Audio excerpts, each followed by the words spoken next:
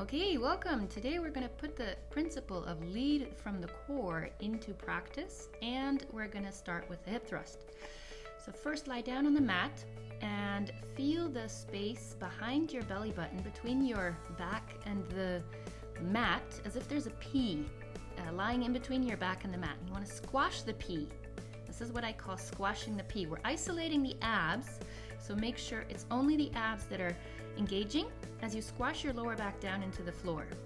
And your shoulders and legs stay relaxed. So you're not pushing from the feet and you're not lifting or raising the neck. It really is just that lower back squashing into the floor and then release.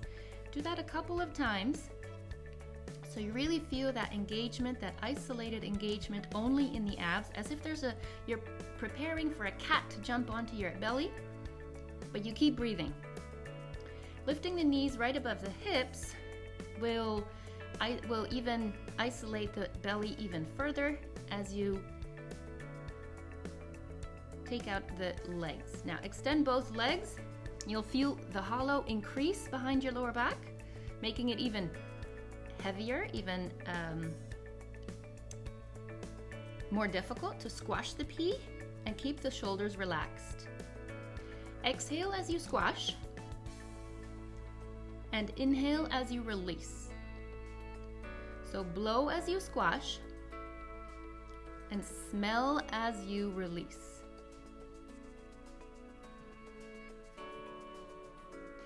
Then squash and bring your arms up and to the back. Now this makes it even more difficult to keep that engagement in the abs while you're moving your arms. So you're challenging your body even further, those abs even further, to be very conscious, very aware, to be engaged without having your legs or shoulders move. Now, tuck in the chin, chin to the chest, nose forward, feet to the buttocks, toes on the floor. Bring your hands to the feet, lift the feet if possible, so you're balancing on your sitting bones. If that's not possible, put your toes back down. Now we're going to lean back, lifting the feet, trying to lower the lowest vertebrae down into the floor and then come back forward. What you'll be doing is challenging yourself to go as far back as possible without falling back. Now if you do fall back, don't worry. That means you're challenging yourself enough and being curious to find the point of difficult, not impossible. This is triggering and training the brake function in your abs to really hold you back, control, and then come forward. You inhale as you go back, and you exhale as you come forward. Inhale as you go back, visualize that lowest vertebrae pointing towards the floor, and then coming forward. Then we go to rolling like a ball. Put your hands by the knees if you're just starting out. Roll back, roll front, and stay put. And that's the hardest part. Roll back, roll front, and then stay put. If you're rolling too fast, then you can put your feet down. If you're a bit more advanced, then you can put your hands to the feet. Try to keep the distance between the buttocks and the heels the same, the shoulders and the knees the same. Roll back as you inhale, roll front and exhale. This is like the joker of the exercise. You could imagine having a mirror in front of your mouth and then fogging up that mirror as you exhale. Inhale, roll back. Exhale, roll forward. You're like this compact ball.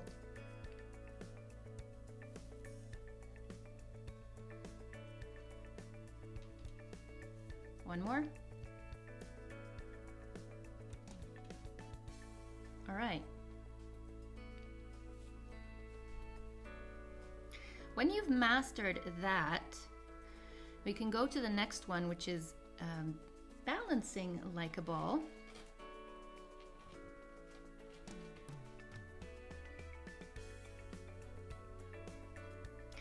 You put your thumbs to the shoulders and pinkies to the knees. Keep the distance between your buttocks and heels the same, and the shoulders and the knees the same. Now this is very difficult. You're gonna get feedback from your body because your knees, they're gonna want to swing forward. I'll show you.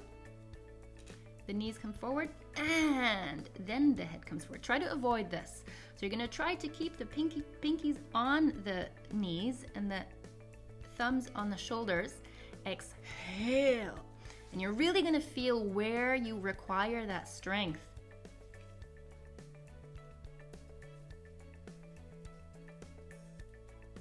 So the compensation point really is when you let go of that, of the distance between your shoulders and knees. And if you're not able to do that yet, then just try it a couple times and go back one level.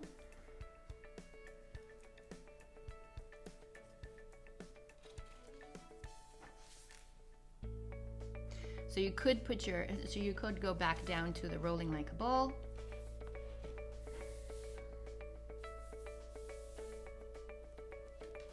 There we go. Last one.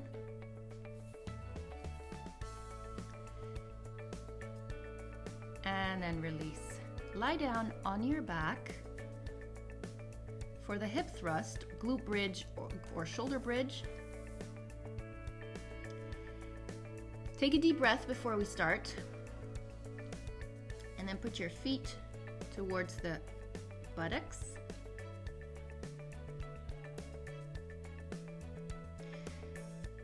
Now you're gonna squash the pea first and then lift the tailbone, curl the hips up and push the knees forward. Roll back down as if vertebrae by vertebrae. Squash the pea, tuck in the tailbone, push the knees forward and roll back down. As you roll back down, imagine these buttons. You're pressing your vertebrae down into the floor as buttons onto the mat from top to bottom. So vertebrae by vertebrae lifting up from bottom to top, vertebrae by vertebrae pushing down into the mat. And you want to watch the point that you're lifting the heels because that is going to stress the calves more than you need to. Press the heels, be sure to press the heels into the floor deeply and have your feet be below your knees as you are raised up. Inhale first and then exhale, push up. Inhale as you roll down, exhale, push up. And you're seeing you're in a plank from shoulders to hips to knees is in one big plank. Inhale, curl down. Exhale, roll up. And this is also a very good mobilization for the spine. Apart from being a good exercise for the glutes, the buttocks, the hamstrings, you're supposed to feel this in those glutes and hamstrings, and you'll also be working the back. Okay, then we go to the next level. Put your feet slightly closer together and grab a dumbbell. You're gonna put the dumbbell onto your hips. You're holding it with both hands onto the hips. Put your feet close to the buttocks. And then the same thing, squash the pea first, tuck in the tailbone, and then slowly, gently lift the hips up, point your knees forward. And you're stretching the arms to keep the weight, the dumbbell, from rolling towards your chest. Squash the pea, curl in the tailbone, push your knees forward and roll back down. Exhale as you come up, inhale as you go down. Blow as you go up. Smell as you go down. You're really pushing from the heels here. Feel that pressure from the heels into the floor. Blow as you come up. Smell down. Blow as you come up and articulate the spine, vertebrae by vertebrae down. Be really careful. I prefer you do this slower rather than fast, as to do it in a very cautious way.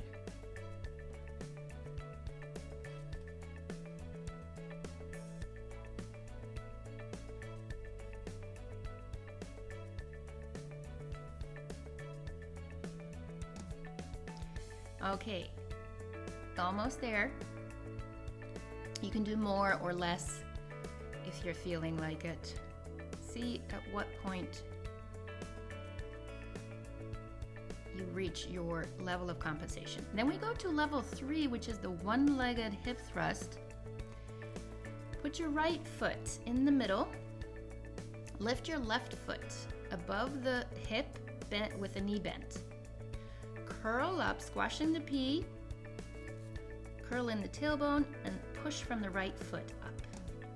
And just release back down. Same thing applies here. First, squash the P, curl the tailbone up, push that hip up. And then as you roll down, articulate the spine vertebrae by vertebrae down. Your neck and shoulders are constantly relaxed and you keep breathing. Inhale as you come down, exhale up, smell down, blow up. And again, you're pressing the right heel down into the floor, feeling that firmly down into the floor. Then change legs. Try that on the other side. Left foot on the floor, right foot above the hip. Squash the P before you go up, curl the tailbone, and then lift the hips up and articulate back down. Lift up, articulate back down. Exhale as you push up, inhale as you come down. Blow as you push up, smell as you come down. So there's a couple of points here you want to notice, which is that squashing the P, tucking the tailbone, lifting the hips, and pointing the knee forward, and then articulating the spine downward. Now we go to the next level, which is the last one, with a dumbbell, that one-legged hip thrust with a dumbbell. Grab the dumbbell and put it on your right hip, left foot up in the air, and your right foot may come slightly to the left. Same thing, squash the P, tuck in the tailbone, and lift the hip. Then point the right knee front. Articulate the spine down. Exhale, come up. Inhale, down. Feel you're really pressing into that right heel. Lifting up, releasing back down. But as you release down, you're actually braking. You're resisting gravity because you're not just allowing gravity to thump you down to the floor. You're really cautiously and consciously steering yourself and your body in the air. Change sides. Same thing on the other side. Grab the dumbbell and put it on your left hip. Right foot up. Left heel slightly towards the center. And lift. As you come, first you squash the P. Then you tuck in the tailbone. Then you lift the hips. And pointing the left knee forward. And as you come back down, articulate the spine vertebrae by vertebrae down into the floor. Relax neck and shoulders. If any of that goes haywire, then you know you're not here yet, you're not ready yet, and you can go back one level. That's it for the levels of hip thrust. Now let's do a little stretch for the lower back and the hamstrings. Tuck in the knees for a moment. Bring them towards the shoulder, the armpits, so you're widening the legs and you roll left to right over the lower back. Then slowly you allow your knees to come above the hips. Grab the knees with the hands and roll circles around that lower back, massaging your lower back into the floor, and then turn to the other side. A couple times there.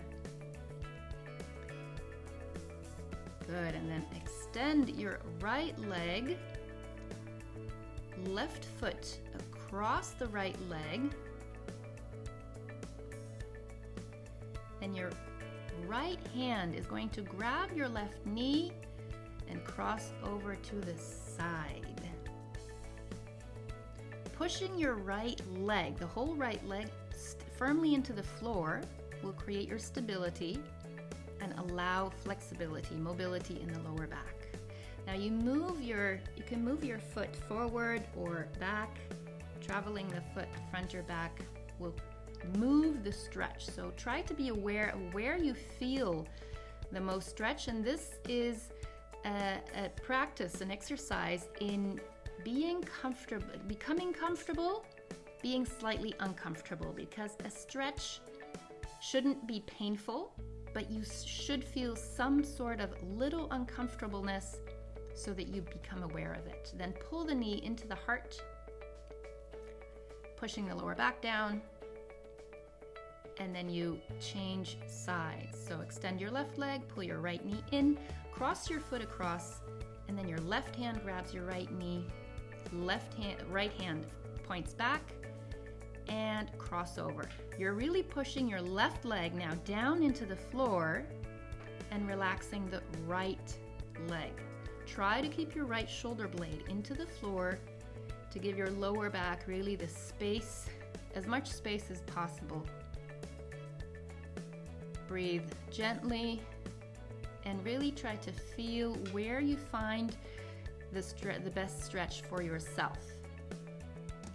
Now this is different for everyone, so either you put your foot forward or back, see where it works the best to be a bit uncomfortable, then squash the P, pull your knee into the heart, and extend your legs.